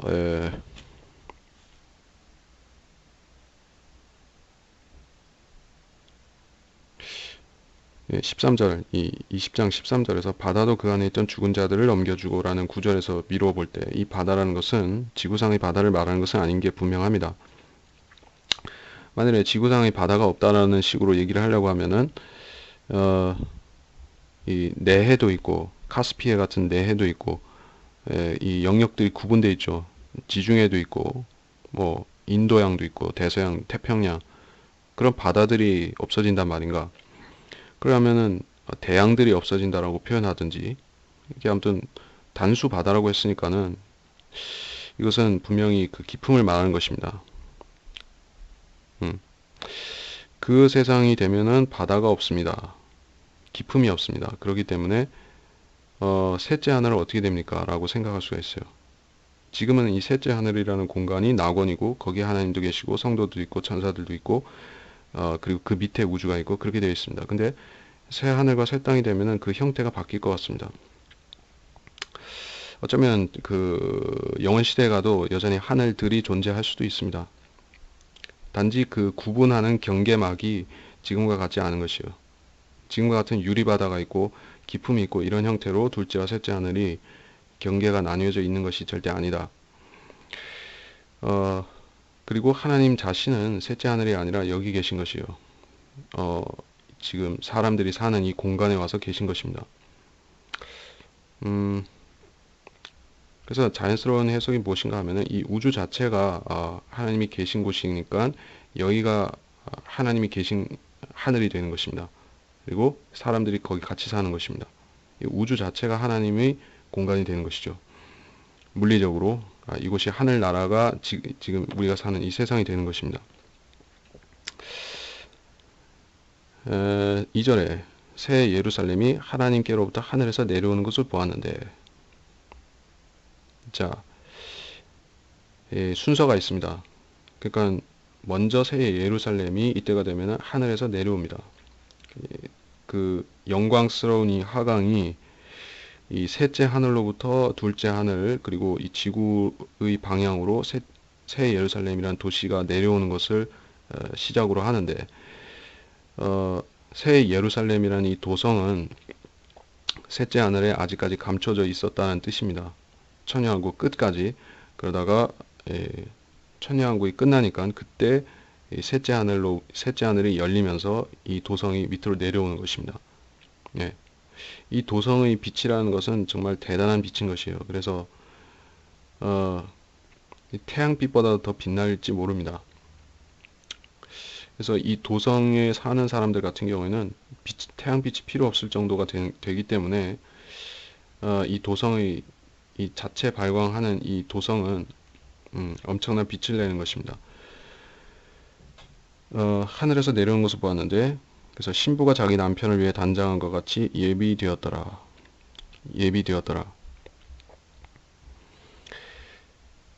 이 도성이 지금까지, 그러니까 이것이 내려오기 전까지 이것이 아직 개방되지 않았다는 뜻인가? 우리가 잘 생각해 볼 필요가 있겠죠. 원리적으로 보자면은 그럴 수가 있습니다. 제가 앞서 설명할 때는 천년왕국 때 이 땅에서 통치하는 그리스도인들이 여기에 있다가 예루살렘으로 갔다가 할 수 있지 않을까라는 추정을 했었습니다. 원리적으로는 그럴 수가 있다는 것이에요. 근데 교리적으로 확실히 보자면은 여기서는 예비되었더라 하는 것을 보니까 이 도성이 그리스도인들이 살게 되는 것은 영원 시대에 가서 살게 되는 것이 아닐까 추정을 합니다. 왜냐하면은 교리적으로 볼 때 그리스도인들이 이 땅에서 천년간 통치하는 것은 허니문과 같습니다. 7년 동안 혼인잔치를 하고 혼인식을 하고 내려왔죠. 그래서 천년이라는 기간 동안 우리는 여기서 통치하는데 그것이 바로 이 집 밖에 있는 상태, 즉 허니문인 것이요. 신혼 여행을 가는 것이죠. 신혼 여행은 집에서 시간을 보내는 게 아니죠. 이제 여행이 끝났으니까 집으로 가는 것이 바로 이 새 집으로 입주하는 것입니다. 예, 천년이 하루와 같기 때문에 우리가 천년 동안 이 땅에서 통치했다 할지라도 이 허니문을 하루 갔다 온 것이나 같습니다. 그리 뭐 긴 여행도 아니었죠. 예, 세상 기준으로는 천년은 무척 길지만은, 자, 그래서 우리 그리스도인들이 여기에 마침내 신혼집에 입주를 하는 것이 바로 천년왕국에 지나서 이 새하늘과 새 땅에 가니까 그때 되는 것이다. 그리고 우리가 올라갈 필요가 없습니다. 도성이 내려오는 것이에요. 예. 만일에 그 도성이 여전히 셋째 하늘에 있다면은 우리는 오고 가고 그렇게 해야 되는데, 우리가 여전히 통치를 할 것이기 때문에 그 도성이 우리한테로 오는 것입니다. 또 내가 들으니 하늘에서 큰 음성이 나서 말하기를 하나님의 성막이 사람들과 함께 있어. 성막이 무엇인가? 여기서 이 성막이라는 것을 에스겔서 37장 27절과 관련지어서 봐야 될 것 같습니다. 에스겔서 37장 27절.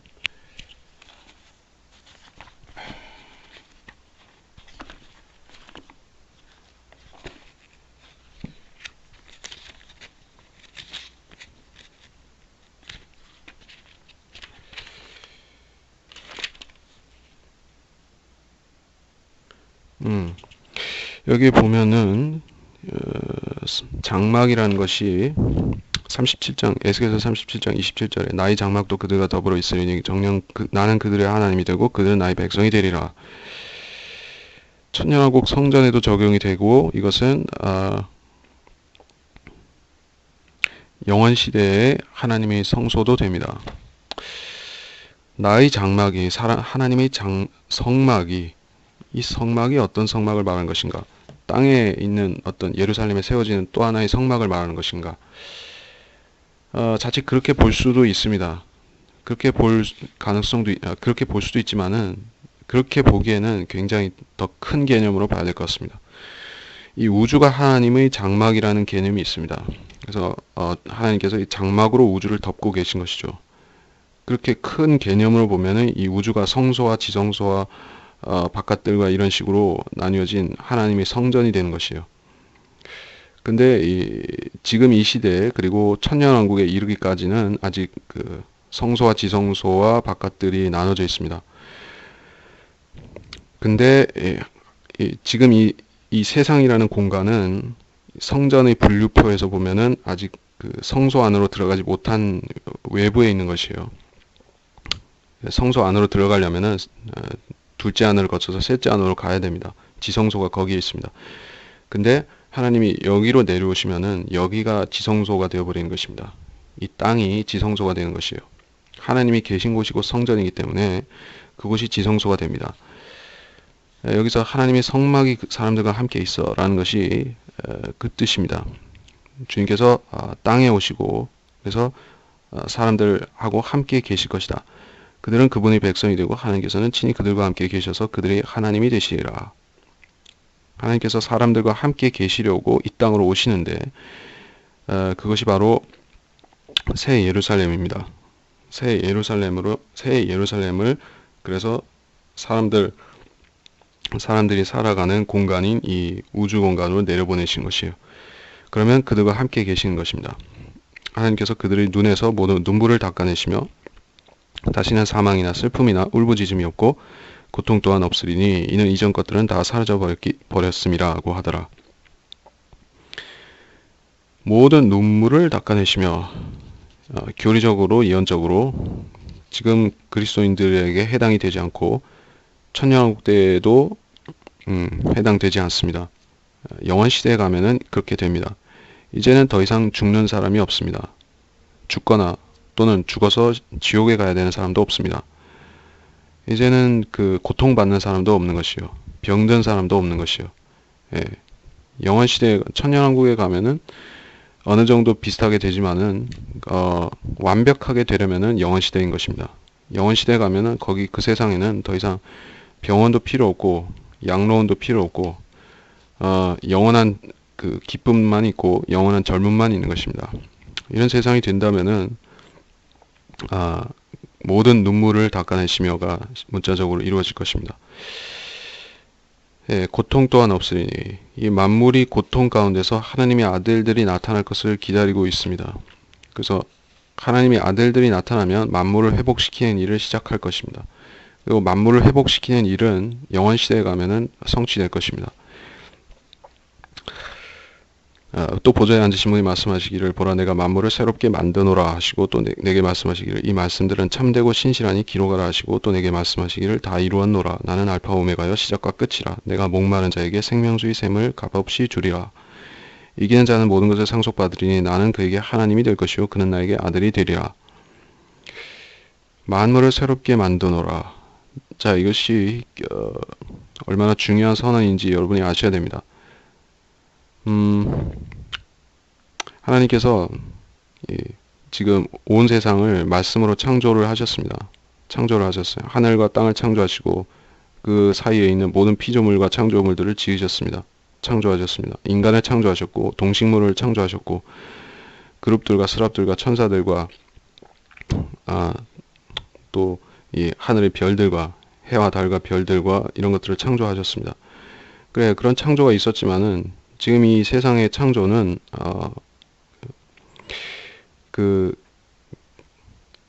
이 마귀 때문에 완전하지 못한 것이죠. 예, 낡아져 가고 있습니다. 예, 그리고 부패해져 가고 있는 것이에요. 또 엔트로피 법칙에 따라서 붕괴되어 가고 있는 것입니다. 이 세상이 혼란해져 가고 있는 것이에요. 질서 정연한 세상. 하나님께서 온전하고 질서 정연하게 재창조를 해 놓으셨지만은 그것이 점점 이렇게 혼잡되어 가고 있습니다. 그러다가 결국에는 하나님께서 불로 태워버리셨는데 그렇게 하고 나서 다시 지으셨을 적에는 이 세상이 어떤 세상이 되냐면은 지금 셋째 하늘이라고 불리는 그 낙원 같이 되는 것입니다. 이 셋째 하늘이라는 공간에는 죽음도 없고 노화도 없고 죄도 없고 그런 공간입니다. 그리고 절대 영도로 얼어 있어서 거기에는 시간에 따라서 부패하고 이런 것이 없죠. 그런 세상, 지금 현재 이 물리화학 법칙에 의해서 지배받는 그런 세상하고 다른 세상인 것입니다. 분명히 실존하는 세상이지만은 새로운 것이에요. 지금 이 과학의 법칙들 가지고 설명하는 그 세상이 아닙니다. 그러니까 이런 세상이 바로 이 새 하늘과 새 땅인데 이 말씀들은 참되고 신실하니 기록하라. 여러분이 이런 세상을 지금 본 적이 없습니다. 우리가 그것을 알고 예수님을 믿었던 것도 아닙니다. 우리가 예수님을 믿었던 것은 우리가 우리 죄 문제를 예수님께 맡겨드리고 예수님께서 하나님이 되어주시기를 구했던 것인데 우리는 몰랐지만 우리는 이런 세상이 올 것도 몰랐지만 하나님께서는 이런 것을 영원 전부터 마음속에 갖고 계셨던 것입니다. 그리고 우리가 몰랐던 때에 그거를 이루고 계신 것입니다. 그리고 앞으로 반드시 이루어진다는 것입니다. 이런 세상이 올 때 우리는 여기에서 이 세상을 하나님께서 그 믿는 사람들에게 상속하여 주신다는 사실을 우리가 알고 또 우리가 이 세상에 이런 새 하늘과 새 땅이라는 세상에 들어가는 것 자체가 복이지만 또 그 우리 같은 거룩한 몸이 아니라 할지라도 인간의 보통 사람의 몸으로 여기 들어가서 산다는 것도 대단한 일이지만 가장 특권이 되는 일이 무엇일까? 이 세상에서 하나님께서 시키시는 가장 귀한 일, 보람 있는 일을 하고 사는 사람들이 될 것입니다. 그리스도인들 가운데서 영원 무궁토록 통치권을 받아서 통치하는 사람들이 바로 이 새 하늘과 새 땅에서 가장 값어치 있는 일을 하고 사는 사람이 될 것입니다. 예. 우리는 그것을 위해서 시간을 아껴야 되고 그것을 위해서 충성해야 되고 그것을 위해서 말씀을 읽어야 되고 가르쳐야 되고 그렇게 하는 것입니다. 그것을 위해서 우리가 시간을 내서 복음을 전하고 그렇게 하는 이유가 바로 이 세상에 가서 이 새 하늘과 새 땅이라는 세상에 가서 우리가 받을 몫을 받기 위해서인 것입니다. 그때 받을 몫이라는 것은 우리가 지금 상상하는 그런 이 땅에서 조금 잘 살고 못 살고 그런 거하고 상관이 없습니다. 이때 가면은 우리가 지금은 성경대로 믿는 사람들이 믿지 않는 사람들을 구령하는 것이 다른 교회 눈에는 별것이 아닌 것처럼 보이지만은 우리는 이 땅에서 씨를 심고 있는 것입니다. 이 씨라는 것은 천년왕국에서 그 싹이 나고 이제 엄청난 열매가 맺어지는 것은 영원 시대에 가서 맺어지는 것입니다. 구원받은 사람들의 민족들이 계속 늘어날 것이에요. 천년왕국 끝에 잠시 심판이 있고 수많은 사람이 지옥에 갔고 하지만은 영원 시대가 되면은 이 의로운 사람들이 계속 번성해서 온 세상을 가득 채우게 될 것입니다. 그러면 우리는 그 세상에서 하나님의 임명하신 통치자가 되어서 복된 통치자가 되어서 다스리는 것입니다. 그 가치를 우리가 안다고 하면은 복음 전파를 안 하고 그냥 밋밋하게 산다는 것은 있을 수가 없는 일이 되겠죠. 우리가 자기 일에만 신경 쓰고 힘쓰는 게 아니라 그래서 하나님의 일이 무엇인지를 분별하고 따라야 되는 이유가 바로 영원 시대를 바라보기 때문입니다. 물론 천년왕국 시대도 우리한테 중요합니다. 우리한테 아주 중요하죠. 주님과 함께 이 땅에서 허니문을 나와서 여기서 통치를 하기 때문에 그러나 우리한테 결국 남는 것은 이 영원이라는 것입니다. 영원에 걸쳐서 우리가 무엇을 하고 살 것인가, 어떻게 살 것인가, 그것을 우리가 생각할 적에 지금 우리가 한정된 시간 속에서 이 70인 인생이 70 혹은 80인 이 기간 동안에 하는 일들이 아주 중요한 것입니다. 나는 알파 오메가요 시작과 끝이라. 하나님께서는 항상 이렇게 자기를 소개하시고 이것은 예수 그리스도의 고유 호칭이기도 한 것입니다. 예수님께서 세상을 지으셨고 예수님께서 세상을 심판하시는 심판주이시며 또 새롭게 하시는 분도 예수 그리스도인 것입니다. 내가 목마른 자에게 생명수의 샘을 값없이 주리라. 이 생명수의 샘이 무엇일까? 창세기 3장 2절에 보면은 뱀이 이브를 유혹할 때 값없이라는 것에 대해서 의심을 불러일으킨 것이죠. 그래서 하나님께서 이 동산 나무를 각종 그 열매를 내는 나무들을 지어놓고 아담과 하와에게 그것을 마음대로 먹을 수 있도록 하셨던 것이 바로 이 하나님의 속성을 보여주는 것입니다. 하나님은 거저 만드셔서 거저 사람들에게 주셨던 것이에요. 자기 피조물들에게 혹독하신 분이 아니었습니다. 근데 이 사람이 오해해서 하나님을 아주 그 스크루지 영감으로 만든 것입니다. 사람한테 잘해주기를 아주 싫어하는 아주 구두쇠로 만든 것이에요. 근데 하나님은 그렇지 않다는 것이에요.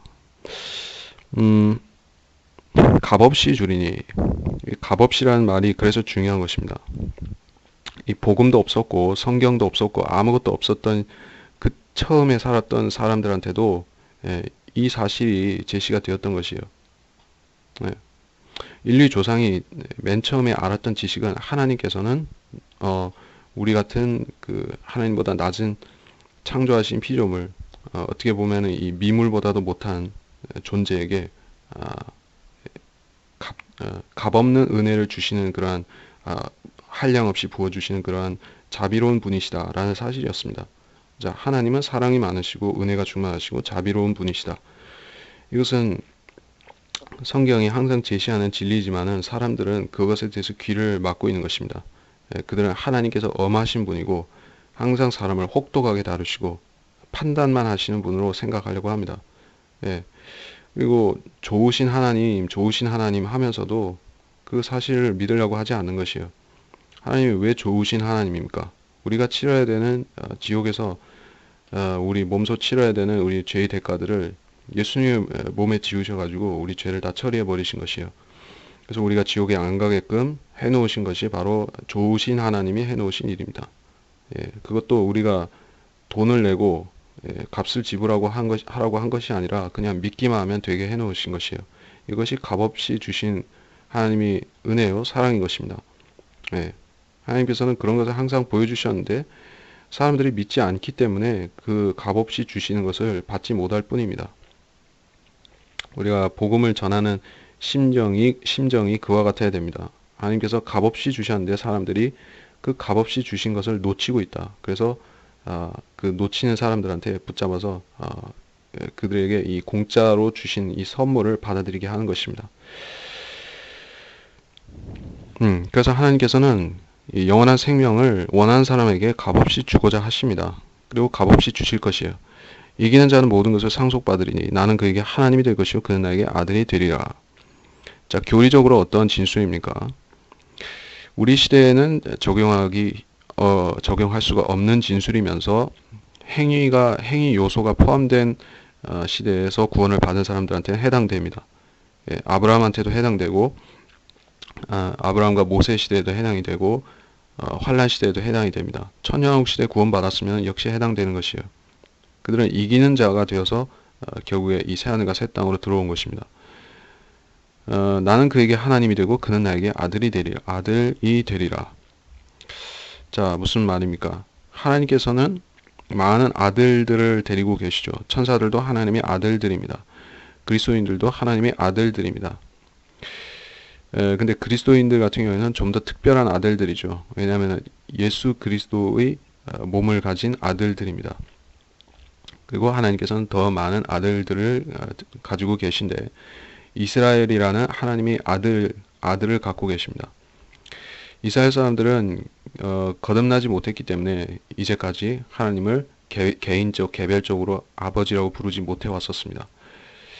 지금도 그렇고 근데 하나님께서 이 새하늘과 새 땅을 창조하시고 죄들을 완전히 지워버리신 후에는 이 하나님과 이 인간 사이를 가로막는 이 막이 없어진 것입니다. 이 죄로 인해 생긴 벽이 없어진 것이요. 그래서 모두가 나와서 하나님을 아버지라고 부를 수가 있습니다. 예. 그러니까 이 시대에는 하나님의 아들이 되려면은 먼저 예수 그리스도를 영접해야만 되는 것이에요. 행위를 가지고는 되지 않습니다. 그러니까 천년왕국이 지나서 이 영원 시대로 가니까 이때는 모든 사람들이 이 땅에 사는 모든 사람들이 하나님의 아들들이 된 것이요. 예.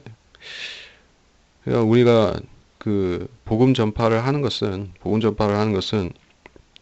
음, 하나님의 아들들을 늘리기 위한 일을 하고 있는 것이죠.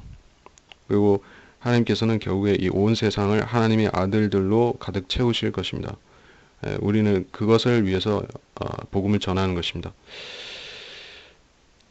그러나 두려워하는 자들과 믿지 않은 자들과 가증스러운 자들과 살인자들과 음행하는 자들과 마술하는 자들과 우상 숭배하는 자들과 모든 거짓말하는 자들은 자, 이 하나하나들은 전부 구원받지 못한 사람들의 캐릭터를 설명하는 특징들입니다. 이 구원받지 못하는 사람들은 이러이러한 캐릭터들을 가졌습니다. 그들이 이 전부에 해당할 수도 있고 그 일부만 나타낼 수도 있지만 그래서 나는 살인을 하지 않았어요. 나는 그 마술은 했을지 몰라도 나는 음행은 했지만은 난 마술은 안 했어요. 나는 그 뭐 이런 식으로 난 이건 했는데 저건 안 했고 그러면 난 여기에 빠지는 것이냐 여기서 빠져나가는 것이냐 그런 의미가 아닌 것이에요. 일반적으로 구원받지 못한 사람들이 캐릭터가 이러이러하다라고 설명을 한 것입니다. 두려워하는 자들과 자 무엇을 두려워하고 무엇을 두려워하지 말아야 되는가 하는 교리에 대해서 말하자면은 구원받은 사람들은 하나님을 두려워하죠. 하나님의 심판을 두려워하고 또 하나님의 공의로우심을 두려워하고 또 하나님의 말씀을 두려워하고 예, 그런 두려움들이 있어요. 그건 좋은 두려움이죠. 근데 여기서 두려워한다는 것은 이 행간에 생략된 의미라고 하면은 하나님 대신에 모든 것들을 두려워하는 것을 말합니다. 세상을 두려워하고 사람들을 두려워하고 그 돈이나 권세 있는 자를 두려워하고 이런 식으로 하나님이 아닌 다른 것들을 두려워하는 걸 말합니다. 아니면은 자기 동료들한테서 비웃음을 당하는 것을 두려워. 내가 예수 그리스도를 믿는다고 하면은 내 친구들한테 경멸을 당할까봐 그것을 두려워한다 하는 그런 두려움인 것이죠. 말하자면 세상을 두려워하고 육신을 두려워하는 그런 두려움입니다. 그래서 사람들이 올바른 두려움을 가지면 그때 구원을 받습니다. 잘못된 두려움에 사로잡혀 있으면 구원을 못 받습니다. 일례를 들어보자면은 지금 이 시대에 복음을 회방하고 복음을 왜곡시키는 어떤 사람들이 있냐면은 시한부 종말론이 성행하고 있는데 그 중에서 베리칩과 관련된 것이 있습니다. 우리 아주 유명해서 어떤 사람들을 언급할 필요도 없지만은 가령 짐승의 표를 가지고 이렇게 설교도 하고 전파도 하고 하는 사람들 가운데서 그 두려움에 사로잡히지 않은 사람을 우리가 볼 수가 없습니다. 다 두려운 것이에요. 자기가 거기 넘어가서 아주 비참하게 될까봐 두려워하면서 그렇게 하고 있는 것이에요. 그 사람들이 두려움을 결국에 극복하고 이 사랑과 화평과 은혜 가운데서 그것을 하는가 여러분이 확인해 보면 볼 수가 있습니다. 계속 두려워하고 또 두려워하고 또 계속 두려워하는 것이에요. 그 두려움에 계속 묻혀 있는 것입니다. 벗어나지를 못하는 것이에요. 자, 이것이 구원받지 못한 사람들의 캐릭터인 것입니다. 그들은 하나님만 두려워하면은 다른 두려움이 없을 텐데 사람도 안 두려워하고 세상도 안 두려워하고 또 베리칩도 안 두려워할 텐데 그들은 여러 가지 것들을 두려워하고 대신에 하나님 말씀과 하나님 자신은 안 두려워하는 것입니다. 예. 이것이 그들의 그 멘탈리티가 문제가 되는 것이 바로 거기에 있습니다. 구원을 안 받은 채로 머리에다가 쓸데없는 지식들이 막 들어간 것입니다. 그래서 베리칩이 어쩌고 저쩌고 하면서 자기가 지옥 갈까봐 무섭다는 식으로 그렇게 되는 것이에요. 그러면 결국에 그건 복음을 전하는 것이 아니라 다른 사람들을 똑같이 두렵게 만들어서 지옥에 가는 것이죠. 그래서 두려워하는 것은 올바른 두려움이어야 된다. 그래야지 구원을 받는다는 것이고 믿지 아니하는 자들 자 믿음이 왜 그렇게 중요합니까? 여러 종류의 믿음이 있지만은 구약시대의 사람들이 믿는 믿음과 우리가 믿는 믿음과 그래서 믿음이 하는 작용이 무엇이며 믿음이 어떻게 사람을 구원할 수가 있는가? 이걸 주제를 놓고 말하자면 무척 길겠지만은 간단히 단순히 말하자면은 믿는다는 것은 아 그러니까 믿어야 되는 대상이 중요합니다. 무엇을 믿느냐가 어떻게 믿느냐보다 사실 더 중요한 것이에요. 하나님을 믿어야 된다. 그러면 보이지 않는 하나님, 느낄 수 없는 하나님, 내가 인지할 수 없는 그 하나님을 내가 어떻게 믿을 것인가? 예, 막연하게 믿는다고 할 것인가? 하늘님에다 절한다고 하듯이 그렇게 할 것인가? 그것이 아니라 자신의 인격을 계시하여 주신 하나님 말씀, 성경을 통해서 계시하여 주신 그 하나님을 경배하고 그 하나님을 믿어야 되는 것이에요. 결국에 성경을 믿는 것이고 하나님을 믿는 것입니다. 여기에 이 말씀 속에 하나님께서 자기를 계시하셨기 때문에 성경을 안 믿는 사람들은 믿음이 없는 사람들인 것입니다. 믿지 아니하는 자들인 것이에요. 그래서 자기는 하나님 믿는다고 열심히 주장해도 성경을 안 믿는 사람들, 성경에 너희 구원은 보장되었다고 해도 안 믿는 사람, 예수님이 피만 죄를 제거한다고 해도 안 믿고 베리칩이 어쩌고 저쩌고 하는 사람은 구원을 안 받은 것이에요. 구원을 안 받은 채로 아무리 믿는 채 행세해도 믿음이 없으면 다 말짱 황인 것입니다. 그런 사람들은 결국에 어떤 사람들과 같이 간주되는가 하면은 여러분이 믿지 아니하는 죄라는 것이 그렇게 심각한 죄라는 것을 여러분이 어떻게 알 수가 있습니까? 여기 이 이후에 거론되는 자들은 훨씬 악한 자들로 보이죠. 가증스러운 자들, 그러니까 여러 가지 육체적인 정욕을 행하는 가증스러운 자들이 있어요. 뭐 육체적인 정욕, 영적인 음행, 우상 숭배를 포함해서 살인자들과 육적인 살인을 행하고 또 형제를 미워하면 살인죄를 짓는 것이지만 그 둘 다 포함해서 실제로 살인하는 사람들이 예수 안 믿는 사람과 똑같이 가증한 것입니까? 실제로 하나님께서는 그렇게 간주하신다는 것이에요. 마술하는 자들과 우상 숭배하는 자들. 나는 마리아 성이나 부처상에다가 절을 한 번도 한 적이 없습니다. 그러니까 나는 지옥에 안 가도 되는 거 아닙니까? 라고 예수 안 믿었지만은 지옥에 안 가는 거 아닙니까? 라고 하면은 하나님께서 아니다라고 하시는 것이에요. 너가 성경을 믿지 않은 죄, 성경에 계시된 예수 그리스도를 안 믿었던 죄는 우상 숭배하는 죄와 똑같이 간주된다는 것입니다. 자, 오늘날 사람들이 개념이 그렇게 이 죄에 대한 개념이 혼탁해져 있는 것입니다. 그래서 어떤 것이냐면은 종교 통합에 대해서 반대하면 자기가 천국 갈 줄 알아요. 예, 교황에 대해서 반대하면 천국 가고 WCC 반대하면 자기가 천국 갈 줄 알아요. 그리고 동성 연애에 대해서 막 피켓 시위하고 항의 집회하면은 하나님께서 넌 천국 가라 그렇게 생각하는 것이에요. 그 사람들이 그러한 구실을 삼지 않고 순수하게 이 성경 가지고 이렇게 하면은 상관이 없습니다. 구원의 확신을 제대로 가진 사람들이면은 그 사람들이 하는 말들이 다 의미가 있습니다. 근데 그렇게 하는 사람들 가운데서 구원의 확신조차 없는 사람들이 또 베리집 가지고 그렇게 두려움 심어주는 사람들이 나와가지고 동성연애를 반대한다 하면은 그 사람들은 두려움 속에서 그거를 하는 것입니다. 내가 자칫하면 지옥 가지라고 생각하기 때문에, 그리고 또 저 동성연애 하는 사람들은 저 죄를 짓기 때문에 지옥 간다 이렇게 생각하기 때문에 그걸 하는 것입니다. 사실은 성경에서 죄라는 것은 믿지 않는 죄가 다른 어떤 죄보다도 더 무거운 죄인 것입니다. 여기서는 나열된 것 중에 한 가지 있지만은 믿지 않는 죄로서 하나 나열되었지만은 여러분이 분명히 알아야 되는 것은 믿지 않는 죄라는 것은 우상 숭배하는 자와 음행하는 자들과 똑같이 취급된다는 것입니다. 거짓말하는 자들도 마찬가지입니다. 예, 우리가 살면서 하얀 거짓말도 하고 악의적인 거짓말도 하고 그렇게 살지만은 그리스도인이 된 다음에도 우리가 거짓말 전혀 안 했다고 하겠습니까? 요한일서에서는 자기가 죄를 짓지 않았다고 하는 사람은 모두 다 거짓말쟁이라고 했습니다. 예. 참으로 딱한 것은 사람이 구원받으면 완벽히 의로워진다고 착각하는 사람들이 있어서 그렇습니다. 예, 실제적으로 그걸 교리로 가르치면은 완전히 사람을 망가뜨리게 되어 있습니다. 가령 구원파 같은 경우에는 죄를 안 지어야 된다는 그런 강박관념을 갖고 있습니다. 왜냐하면 이제 죄가 제거되었기 때문에 죄성이 제거되는 걸로 착각하는 것입니다. 그래서 그 구원파에서 어떤 분파 같은 요한파라든지 무슨 분파에서는 또 회개를 해야 된다고 하는 데도 있지만은 그 사람들이 애초에 가졌던 그 아이디어라는 것이 죄를 해결할 필요가 없다는 것이요. 예수님이 이미 해결했기 때문에 우리는 그것만 알면 끝났다는 것입니다. 알고 끝났다고 하니까 또 문제가 되니까.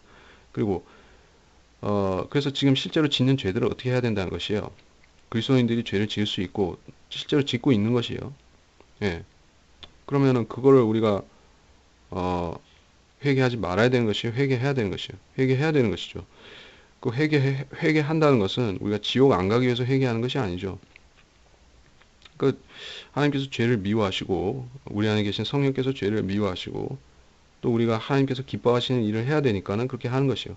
자녀니까 순종하는 것이고 이런 원리를 모르고 내가 무슨 죄를 지으면은 구원하고 자기 지금 죄를 짓는 거하고 결부를 시킨다 하면은 결국에 구원의 확신을 가지고 온전히 남아날 사람이 한 명도 없습니다.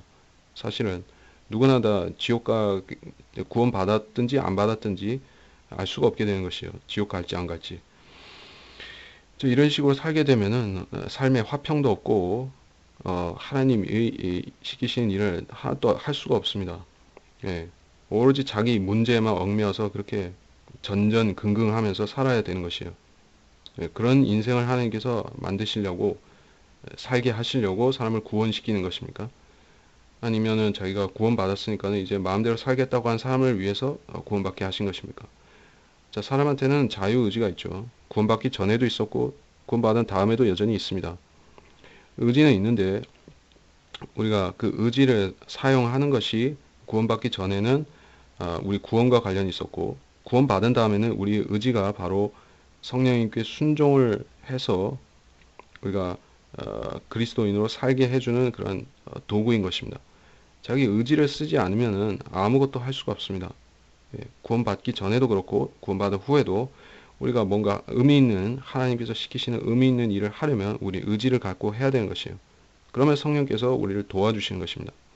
이런 원리를 알아야지 그냥 막연히 생각하고 내가 죄를 지으면은 내가 내 구원이 알쏭달쏭하고 이렇게 되면 안 되는 것이에요. 그래서 이 둘째 사망이라는 것은 불과 유황이 타는 못에 참여하는 것입니다. 이 못을 그 불못이라고 부르는 것이에요. 그래서 14절에도 불못을 얘기했었고 이 못에는 불과 유황이 타고 있다고 했습니다. 이것은 근본적으로 지옥의 속성과 같은 그러한 속성이지만은 장소가 바뀌었습니다. 지금의 지옥은 땅짓자 지옥이죠. 땅 밑에 있는 장소인데 이때의 불못은 다른 곳으로 옮겨져 있는 것이요. 그래서 우주의 외부에 있는 변두리 구석자리에 있는 어떤 장소일 것이다 라고 추정을 하고 있습니다. 그래서 마지막으로 한 가지 그 21장 8절 같은 경우에는 22장 15절과 관련시켜서 우리가 볼 필요가 있겠습니다. 어차피 나중에 22장 가게 되면은 거기서 설명할 것입니다만은 먼저 간략히 언급해 놓는다면은 21장 8절의 이 내용과 22장 15절에서 말씀하신 내용과 대동소이한 내용입니다. 그 22장 15절에 보면은 개들과 마술사들과 음행자들과 살인자들과 우상숭배자들과 누구든지 거짓말을 즐겨 행하는 자는 바깥에 있으리라. 모두 다 바깥에 있으리라. 이렇게 말씀하셨습니다. 자, 이거를 내용적으로도 비슷하고 대상도 비슷합니다. 다르다고 할 수 없죠. 특히 그 마술하는 자들은 마술사들로 그대로 옮겨졌고 음행하는 자들, 음행자들 똑같고 살인하는 자들, 살인자들 똑같고 우상숭배자들 똑같고 거짓말하는 자들 그리고 여기서 22장에 가서는 거짓말을 즐겨 행하는 자들 똑같이 받고 있습니다. 같은 대상이에요. 같은 대상.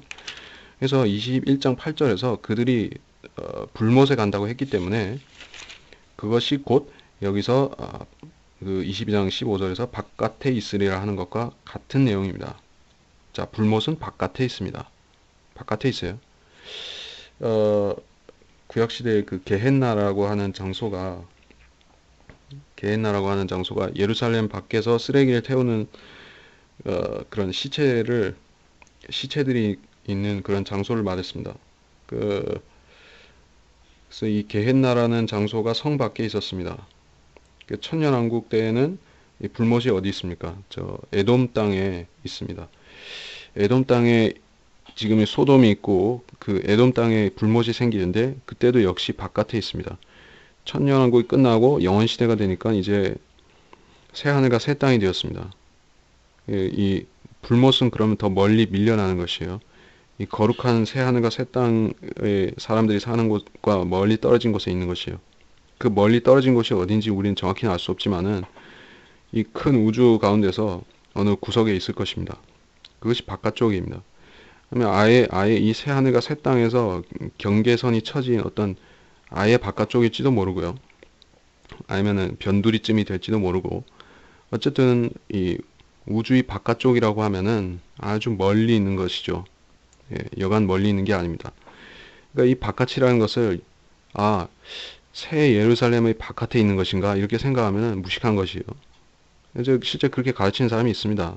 저희 LA의 WGM 교회 송요셉이라는 목사는 그 사람은 이게 불못이 아니라 저희 이 꿈꾸고 뭐 저기 환상 보고 천국 봤다는 사람들이 하는 식으로 그렇게 구원받은 사람들이 육신적으로 살았으면은 예루살렘 바깥에서 이 그지 깡통 자고 다닌다 이렇게 가르치는 것이요. 그런 내용이 아닙니다. 이거는 불못에 간다는 뜻입니다. 우리는 거짓말을 즐겨 행하는 자들이 아니라 우리는 그리스도인인 것이에요. 이 시대 그리스도인들은 죄를 지었어도 그리스도인인 것이지 거짓말쟁이가 아닌 것입니다. 자, 이것을 알아야 되겠습니다. 그래서 이번 시간을 마치도록 하겠습니다.